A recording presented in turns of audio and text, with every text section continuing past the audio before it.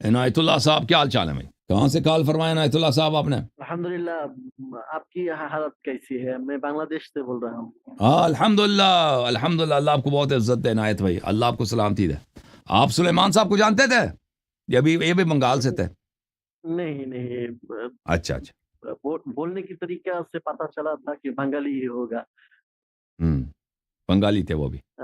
میرا آواز ٹھیک ٹھاک پہنچ رہے ہیں ہاں آپ کی بات؟ ہاں، مائک اوپر لے لیں تو آواز صحیح آتی ہے. جی ہاں، اور تھوڑا ڈسٹرب ہے، پھر کوئی بات نہیں. کوشش کرتا جی سر بولیں. ہوں. میرے ایک میں نے گزشتہ دن میں میرے دکان میں ایک مفتی صاحب آیا تھا، تو میں نے ان سے اسی کے طرز پر پوچھا تھا کہ حضرت عمر رضی اللہ تعالیٰ عنہ کی یہ کرنا، یعنی کاغذ قلم میں مخالفت کرنا، یہ درست تھا یا نہیں. تو اس کی چہرہ کی رنگ بگڑ گیا، غصہ ہوا، بولا تو شیعہ جیسے بات کر رہا ہے، ایسا ایسا. تو میں نے بولا تو ہماری کتاب میں جو کتب تیسہ وغیرہ جیسے کتاب میں جو ہماری کتابوں میں ہمارے جو صحابہ ہیں ان کے بارے میں جو مذمت موجود ہے، ایسا کوئی علی رضی اللہ تعالیٰ عنہ کے بارے میں ہماری کتاب میں کوئی موجود ہے؟ اس نے بولا ہاں ایسا ہے. تو اس نے میرے واٹس ایپ میں 2-3 حدیث پیش کیا. اس میں ایک ایسا تھا کہ حضرت فاطمہ الزہرا رضی اللہ عنہا، تو انہوں نے جب ان کے پاس رسول اللہ صلی اللہ علیہ وسلم کا حدیث پیش کیا تھا تو انہوں نے غصہ ہوا. تو یہ کیسا بات ہوا؟ وہ مفتی صاحب میرے پاس سوال کیا. تو حدیث کیسے کب غصہ کون ہوا؟ سا؟ وہ جو باغ فدق کے بارے میں، جب وہ جو کیا بولتے ہیں میراث کی معاملہ میں جو حدیث ابو بکر نے سنایا تھا کہ نبی صلی اللہ علیہ وسلم یا انبیاء کی جو چھوڑا ہوا مال ہوتا ہے وہ صدقہ ہوتا ہے وغیرہ ایسا. کس پہ غصہ کیا بھائی؟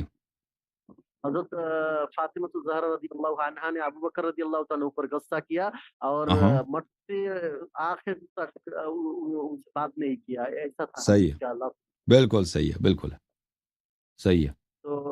تو انہوں نے جو ان سے سوال کیا وہ کہ یہ صحیح ہوگا کہ رسول صلی اللہ علیہ وسلم کی حدیث نعوذ باللہ فاطمہ الزہرا تو رضی حدیث اللہ جھوٹی ہے نا، تو حدیث جھوٹی ہے نا. فاطمہ تو زہرا سلام اللہ علیہا اپنے والد کے شریعت کے کیسے وہ سیدۃ نساء اہل الجنہ، فاطمہ تو سیدۃ نساء اہل الجنہ، فاطمہ تو بضعۃ منی فمن اغضبها فقد اغضبنی. جو فاطمہ زہرا سلام اللہ کو غضبناک کرے وہ رسول صلی اللہ علیہ وسلم کو غضبناک کر لیتا ہے. ٹھیک ہے نا. تو یہ کہ فاطمہ الزہرا سلام اللہ علیہا ابو بکر پہ غضبناک ہو گئی کیونکہ ان کا غضب رسول صلی اللہ علیہ وسلم کا غضب ہے اور وہ سیدۃ النساء اہل الجنہ ہے. بھائی اگر آپ شریعت کے ایک حکم سے ناراض ہو جائیں آپ کافر ہیں. دیکھیں آپ شریعت کو پابندی نہ نماز نہ پڑھیں نا، کہہ دیں میں نماز نہیں پڑھتا بھائی، میں روزے نہیں رکھتا، یہ آپ گناہ کار ہیں.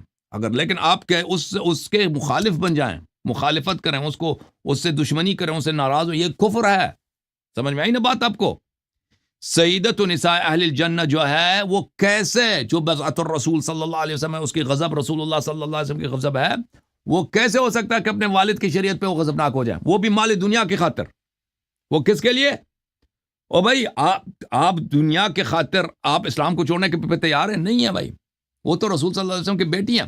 تو اس لیے کہ وہ حدیث جو ہے اس حدیث کو وہ جھوٹا سمجھتی تھی. میں آپ کو بتا دیتا ہوں ایک منٹ کہ وہ اس لیے کہ وہ حدیث ہی جھوٹی تھی، حدیث سچی نہیں تھی. اگر سچی ہوتی نا ابو بکر، نبی صلی اللہ علیہ وسلم خود بیٹی کو بتا دیتے.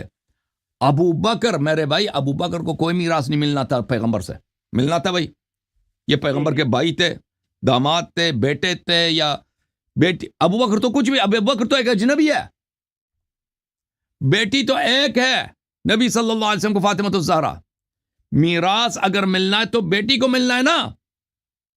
اور بھائی اگر قرآن بتا رہا ہے یوصیکم اللہ فی اولادکم للذکر مثل حظ الانثیین، اللہ تعالیٰ آپ کو حکم دیتا ہے کہ اپنی اولاد کو میراث دیا کرو. بیٹی کا حق بنتا ہے، بیٹے کا حق بنتا ہے، بیٹے کا حق ڈبل ہے، بیٹی کا حق سنگل ہے. تو یہ تو قرآن کا حکم ہے. اگر اس بیٹی کو میراث نہیں ملتا ہے والد سے کیونکہ یہ نبی کی بیٹی ہے، تو نبی صلی اللہ علیہ وسلم کو بیٹی کو بتانا چاہیے نہ کہ ایک اجنبی کو. سمجھ میں آ رہی نا بات آپ کو؟ ہے کہ نہیں بھائی؟